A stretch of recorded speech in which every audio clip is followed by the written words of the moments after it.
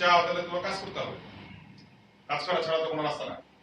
তো এইগুলি হচ্ছে প্রাইস। তো এইগুলিকে ওভারকাম করেই তোমরা আগায় যেতে পারবা, এবং সবাই পারে, এবং যারা পারে, যারা এই কষ্টটা করতে পারে, তারা ডেফিনেটলি এই জিনিসটা শেষ করতে পারে।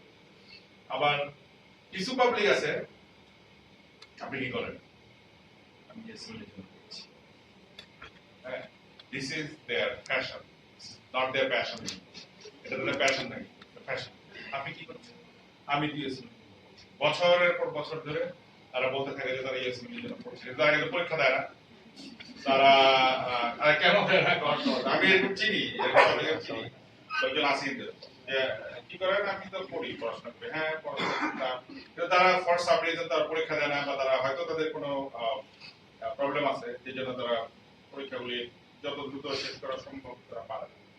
সো যেহেতু আপনারা এখানে সবাই আছেন, যেটা আমি বলবো যে আপনারা একটা জিনিস মনে মনে জানবেন, যেহেতু আপনারা এইটুকু পর্যন্ত আসতে পারছেন, you should go there, আপনারা ওই শেষ মুহূর্তটা পর্যন্ত শেষ করতে পারবেন। এইটুকু পর্যন্ত আসলেই কিন্তু বড় কথা। আমি হলে কিন্তু পার্সোনালি আসতাম না, তো ইউএসএমএল সেমিনার আমি ডেফিনেটলি আমি এভাবে উড়াই দিতাম, কিন্তু আপনারা যারা এখানে আসছেন, আমি মনে করি আপনারা হাইলি ডিভোটেড, হাইলি ডিভোটেড, এবং সেই জন্য আমি কিন্তু খুবই অ্যাপ্রিশিয়েট করি যে আপনারা 200 টাকা খরচ করে এখানে আসছে।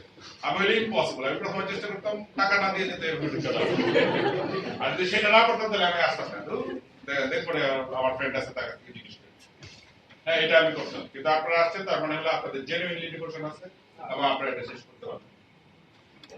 তো এখন এখানে আপনারা আপনাদের কেমন কি কেউ আছে যাদের ইএসএমএল সম্পর্কে একদমই ধারণা নাই? আর কেউ? 1 2 3 4 আর